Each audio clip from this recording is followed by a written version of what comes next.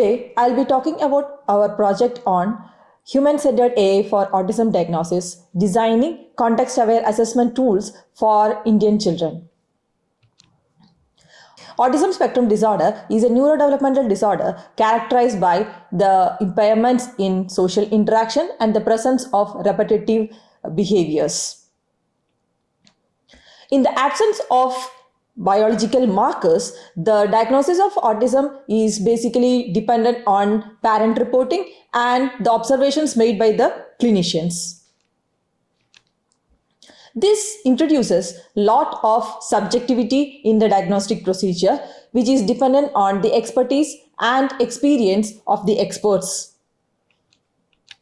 The prevalence of autism has been increasing tremendously over the years. It has increased 317% since early 2000s. Center for Disease Control and Prevention says that 1 in 36 children are diagnosed with autism every year. And in India, the numbers are 1 in 82. It contributes to 1.8 million DALYs globally. The increased prevalence in autism led to the increased burden in healthcare, especially in countries like India and other countries in global south, where we face a lot of challenges in the healthcare sector. This contributed or this motivated us to look for solutions, technology assisted solutions, which may help the healthcare sector, which may help the clinicians in making better diagnosis and giving better services to the autistic community. Artificial intelligence tools have been found tremendously useful in areas such as education, entertainment, travel, administration, and so on, which motivated us to look into healthcare sector, where AI assisted tools could be an aid for the clinicians and thereby reduce their burden. When coming on to the mental health sector, there also AI assisted tools and AI assisted systems were used for diagnosing different neurodevelopmental conditions like depression, anxiety, autism, ADHD, and so on. While going through the literature pertaining to autism spectrum disorder and the use of AI-assisted tools in autism spectrum disorder, we identified a set of research gaps, and this led us to the objectives of our project. First, most of this research has been limited to the global north, and it doesn't cater to the needs of the socio-cultural diversity of countries like India. In this direction, we explored the acceptance of AI-assisted tools, in our case, especially social robots, in resource-constrained settings of India. We explored the perspectives of special educators as well as the responsiveness of children of Indian ethnicity towards AI-assisted tools. Next, our focus was on how to identify the behavioral traits for autism from a diagnostic perspective. And this led us to identify the challenge of comprehensive multimodal behavior analysis. In this direction, we developed interpretable machine learning tools or systems for characterizing the behavioral traits of autism. We developed modules for facial emotion recognition as well as speech analysis in children with autism. Finally, once the system was developed, we wanted to identify the challenges of establishing or implementing such a system in Indian society or Indian community. In this direction, we validated our robot-mediated AI-assisted system in the Indian context by doing a pilot study with children of Indian ethnicity. Overall, our project is aimed at the development of an AI-assisted system for the multimodal behavior analysis of autism spectrum disorder in Indian children. First, we will look into the acceptance of AI-assisted system in Indian community. As involved in any HCI projects, ethical considerations are to be made before starting any human experiments. So we have approval from the institutional review board of the research institutes as well as the partnering institutes. First, we looked into understanding the special educators' perceptions towards AI-assisted autism care. In our case, we specifically focused on the AI-assisted system in which the social robots were used as the task administrators or the procedure administrators. The study was focused on three main research questions. One is, what is the nature of the present ecosystem of technology enabled interventions for autism in India? Second, what according to the Indian special educators are the perceived challenges and the benefits of using social robots as an administrator or as an assistant in autism care? And third, what initiatives could be taken to integrate social robots seamlessly into the Indian special education landscape? In this direction, we interviewed 25 special educators. We used a mixed method approach where a video presentation of the social robot interacting or administering the diagnostic tasks with the children were pre-recorded, and this was used as a elicitation tool for the special educators. This set a background for the special educators to understand more about the project and how the social robots could be used in such a setup. This was followed by a semi-structured interview, and finally we conducted workshops and panel discussions with experts as well as special educators. These workshops and panel discussions were conducted including the participants who already participated in the semi-structured interviews as well.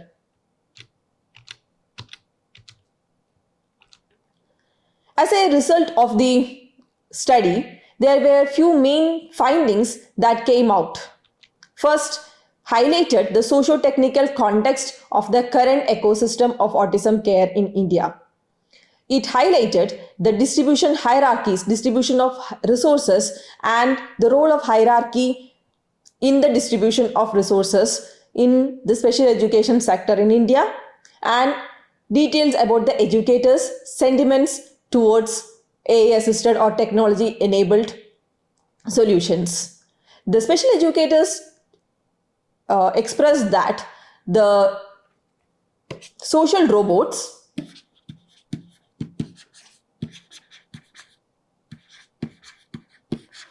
could be a positive addition to the special education sector in India, as they could be non-judgmental aids for the special educators in administering the task, in dealing with their day-to-day burden, and giving emotional support as well.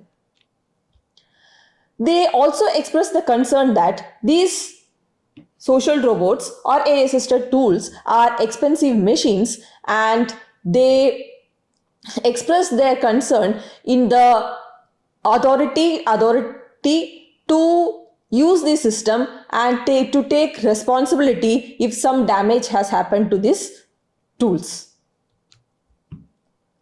Also, the existing system is adhering to the traditional intervention and diagnostic procedures, and all the special educators are well trained in that. Training in new system or a new intervention technique may require them to translate all these traditional methods to the means in which the social robots could administer it, or social robots are also involved in the process. This may cause an additional burden to them. Of course, as I mentioned before, they express their concern for damages and the accountability of this damage. They have told that most often in these special education sector, often the special educators take care of these tools, and they may have to give a part of their income towards the damage of these tools if something happened to them. Further, they express their concern of replacement by AI assisted tools. We had to convince them that AI assisted tools are supposed to be an aid to the special educators, and in no way they will replace the special educators in near future. Even though they expressed all these concerns, they were very positive in adapting these technologies in the benefit of the children. After seeing the positive effects on the effects of the socially assistive robots or any other similar AI assisted tools for that matter, in the improvement or the development of skills in children with autism, they are willing to learn this technology, even if it is novel, even if it is new, and even if it adds to their burden. In the benefit of the children, they are very positive towards incorporating such tools in their daily routine for autism care. From these findings, we have identified that the needs, the challenges, and the expectations of the special educators are in the direction of the development of cost-effective and robust social robots or AI-assisted tools. Next, as I said, all these experts or all these special educators are well versed and trained in the traditional system, and a transition from this traditional system to any novel technology will add burden to their daily routine.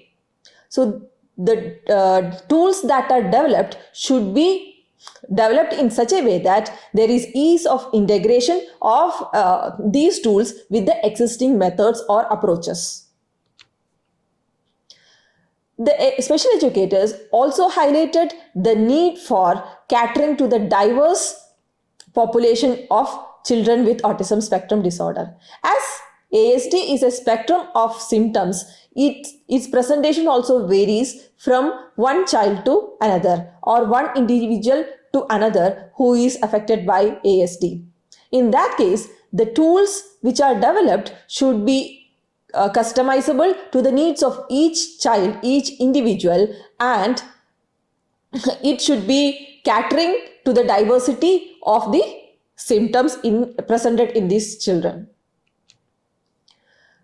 Further, the current AI assisted tools are mostly based on the diagnostic tools that are that are developed and used commonly in global north. Further, the experts highlighted the point that the existing AI assisted tools that have been developed are based on tools or standards that are developed in global north. So they lack the cultural appropriateness, and they lack the sensitivity towards the cultural norms in countries like India, and hence the AI assisted tools or systems that are developed to cater this population should also be context aware and culture specific. In order to address their fear for replacement, they also demanded for appropriate policies and ethical guidelines which rules the use of AI-assisted tools or social robots in autism care. Finally, they demanded for the training and support which helps them with the transition from the traditional tools to the AI assisted tools.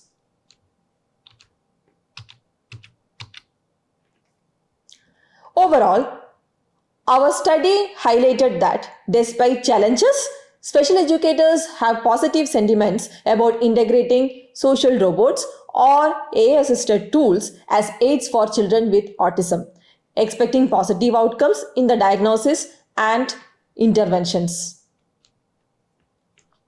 Once we understood the perspectives of special educators towards AI-assisted tools for autism care in India, we progressed to understand the responsiveness of children towards robot assisted interventions, or for that matter, AI assisted interventions. In the absence, since social robots are a new concept for the Indian society, even the responsiveness of typically developing or neurotypical children towards social robots are not available. In that case, our study proceeded with understanding the responsiveness of neurotypical or typically developing children towards robot assisted or robot mediated interventions. The major research questions of this study was focused on what will be the responsive behavior of typically developing children of Indian origin towards robot mediated interventions targeted on autism diagnostics. We recruited 10 participants who are children of the age 3 to 6 years, out of which 8 were female and 2 were male participants. We used a Cosmo robot, which is a toy-like robot, for this study. The study was planned in 3 sessions. First, the introduction, where the researcher introduced the social robot and the task to the children, followed by a response to name task, where the child's name will be taken by the robot and the child is supposed to respond with a social cue. And third is joint attention task, where the child shares attention with the robot. For this, the tasks were selected from the diagnostic tool developed by All India Institute of Medical Sciences, which is the AIMS modified inclined diagnostic tool for ASD. We used a survey questionnaire towards the end of the study to understand the parent perceptions about the interactions administered by robots with the children. Our experimental research showed that all the children could successfully complete the task. In this table, the lower the score means the higher responsiveness, and the higher the score shows lower responsiveness. We could see that 9 out of 10 children could successfully complete the task with score either 0 or 1, which shows higher responsiveness of these 9 children out of 10. Further, our analysis of the engagement of the children showed that there was sustained attention, or there was sustained engagement of these children towards the robot mediated task. This was evaluated using the eye contact metrics that the children made, the eye contact that they made with the robot during the interaction, which is an indirect measure to show the engagement of the children during the interactions. The major takeaway of this study was that all the children showed positive response towards robot-assisted interactions. After identifying the perceptions and exploring the responsiveness of children towards robot-assisted interventions, we moved ahead towards our AI-assisted behavioral modeling for identifying the behavioral traits which are indicative of autism spectrum disorder.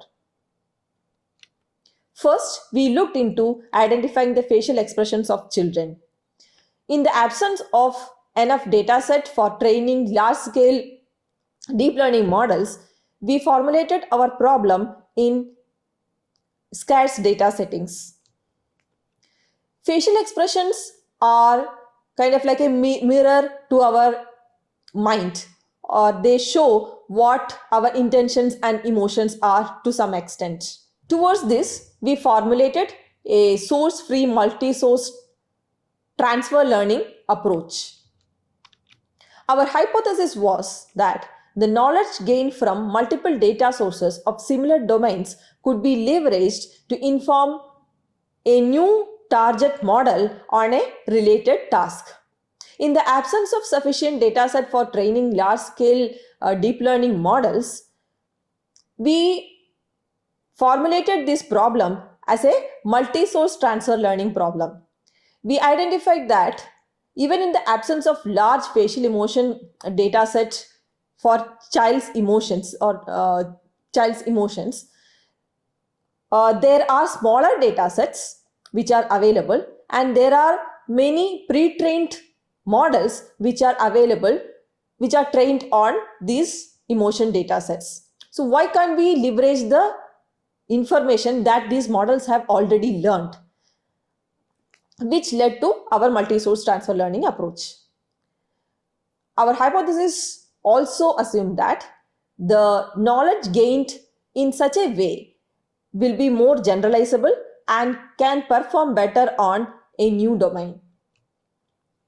In this direction, we proposed a multivariate maximal correlation based multi-source transfer learning approach, which is built on an ensemble of pre-trained source networks to represent a target classifier. Every deep learning network could be considered as a combination of two functions, one which maps the input data to the feature function or feature maps, and second part is where the function takes in these features and convert it into the final outcome or the final label. Here, every pre-trained network which we have accessed, you have to note here that we don't have access to the data with which the pre-trained network has been trained on. We only have the pre-trained network which is trained on some data. The data is not available and we don't have control over the training process of this pre-trained network.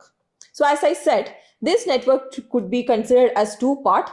One is the function that maps the data to the features, X to the features, and second part is where these features are further mapped to the output label. So in our approach, we have used the target samples along with this feature extraction part and extracted the features from each one of these pre-trained networks. Now, we used maximal correlation on these features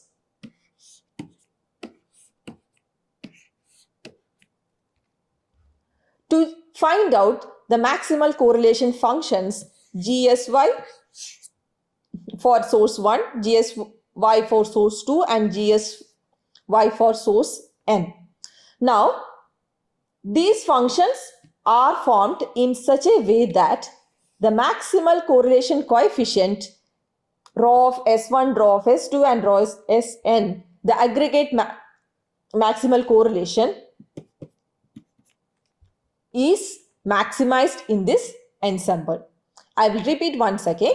We use the features coming out from each of these pre-trained networks based on our target sample, and we used maximal correlation analysis to generate the classification function, which is GSY here, in such a way that the aggregate maximal correlation coefficient of this entire ensemble is maximized. Once this model is trained, the final prediction is based on the product of S1, FS1 and GS1 weighted by the maximum correlation coefficient. We experimented this approach using LeNet and ResNet as pre-trained models. We used a homogeneous models for as the pre-trained networks, and we could see that our model performed well with different kinds of with an ensemble of different facial expression recognition datasets. We used RAFDB, FER 2013, CAFE and JEFE datasets as our source dataset, and we use different permutations of these datasets for the experiments. And we could see that in all the settings, our approach could learn better information from the ensemble of these pre-trained source networks. Here, in the first setting, the RAFDB, CAFE and JEFE are considered as the source datasets, and the FER 2013 is considered as the target dataset.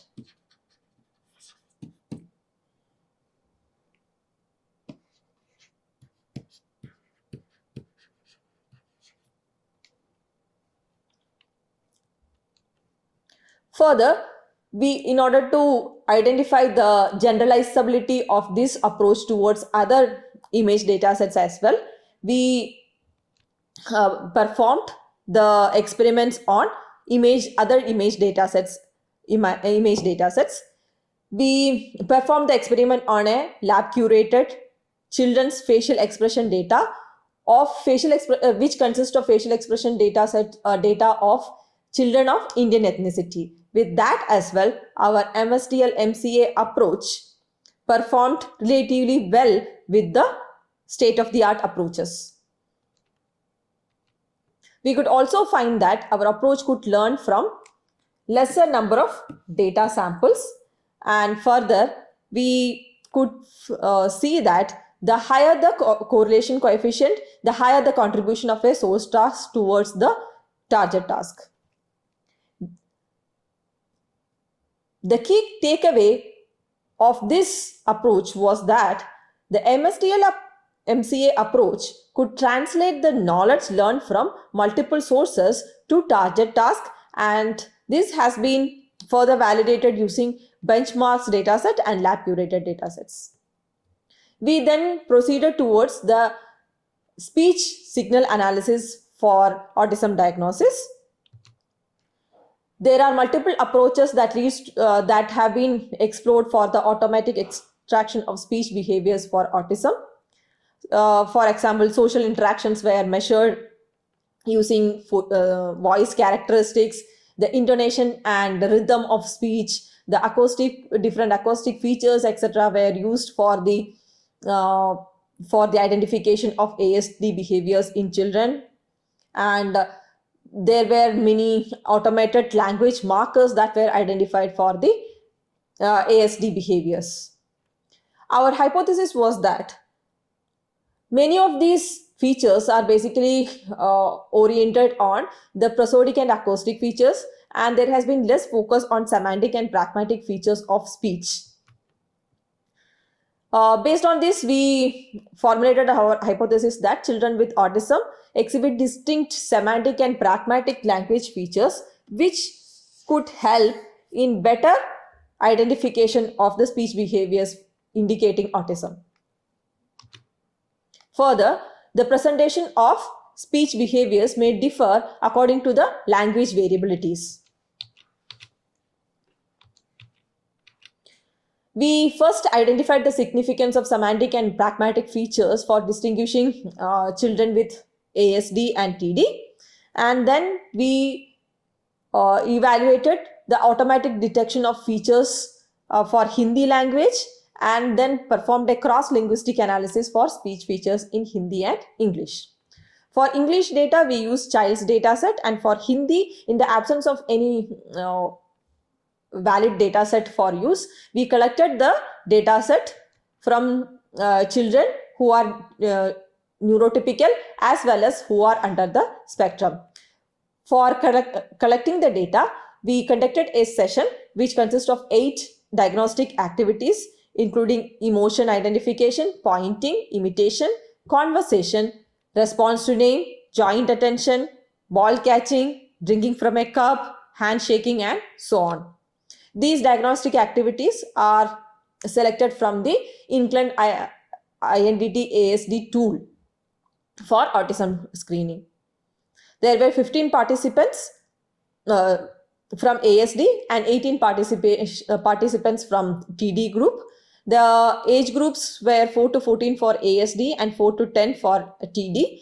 The range for ASD students were ASD participants were kept slightly broader in order to equate them with the verbal capabilities with the TD kids. This is roughly the architecture that we have used. The child partner conversation was recorded using microphone, and then the speech signals were pre-processed to extract the audio signals as well as the transcripts, and then the different speech, acoustic and linguistic speech features were extracted, and finally using a classifier we distinguish the ASD kids from the TD kids. These are the different features that we have used for this classification, which were broadly classified under linguistic and acoustic features. We used majority classifier as the baseline classifier, and we identified that the linguistic and acoustic features together gave an F1 score of 91.3%, which is quite good for an AI-assisted diagnostic system. Further, we evaluated and analyzed the contribution of the linguistic and acoustic features towards the identification or towards the classification of ASD versus TD. This analysis was done between the English speaking group and the Hindi speaking group. For this, we leverage the SHAP analysis. In our analysis, we found that in Hindi-speaking children, features like unintelligent propagation, average length of utterances, POS tags which represents the add positions, discourse coherence, etc. contributed more towards the classification results. And in Hindi-speaking participants, the adverbs, non-distinct word roots, number of distinct word roots, POS tags showing the conjunction, etc. contributed more towards the identification of ASD kids. These variations were indeed contributed by the specific nature of the language and the grammatical structure of the language. For example, English places greater emphasis on the word order and the word choices, whereas Hindi exhibits more flexible word order. For example, the add positions or the adjoins or add positions differ widely in Hindi with respect to English. The key finding of this work was that whenever we develop AI-assisted tools, we had to cater to the needs of the linguistic diversity of that population. Linguistic diversity is indicative of their cultural diversity, and hence it has to be taken care while developing any AI-assisted tools. Finally, we wanted to validate the AI-assisted system and find its performance and evaluate its performance in children of Indian ethnicity. In this direction, we conducted a pilot study. And in this pilot study, we collected the facial expression as well as speech behaviors of children of autism who are of Indian origin. In this, the robot assistant took the role of administering the assessment task, and the AI-based behavior analysis system detected the behaviors throughout the assessment process. There were 21 participants recruited for this study, out of which 9 were ASD. There was a female-male ratio of 7:14. The age group was kept between 4 to 14. We used the Nao robot, which is a humanoid robot, as the social robot assistant for administering the task, and the diagnostic tool was the Ames modified Inkland diagnostic tool for ASD. As used in our previous study, we used the different diagnostic activities extracted from INDT ASD.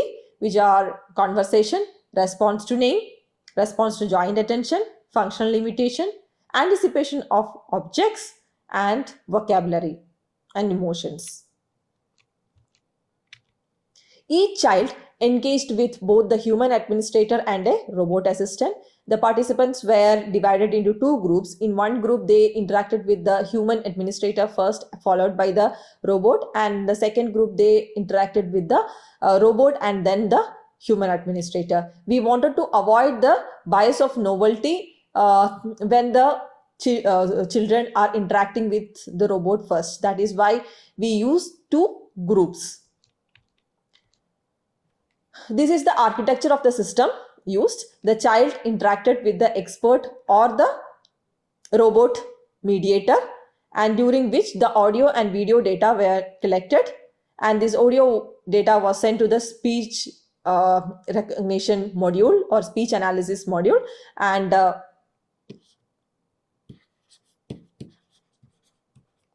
the video data where the frames were extracted were sent to the facial expression recognition module, which was based on MSDL MCA approach.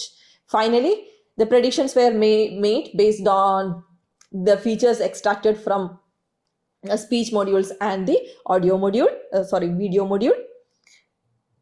And a report was generated which lists out the speech behaviors as well as the facial expression behaviors exhibited by the children during the interaction.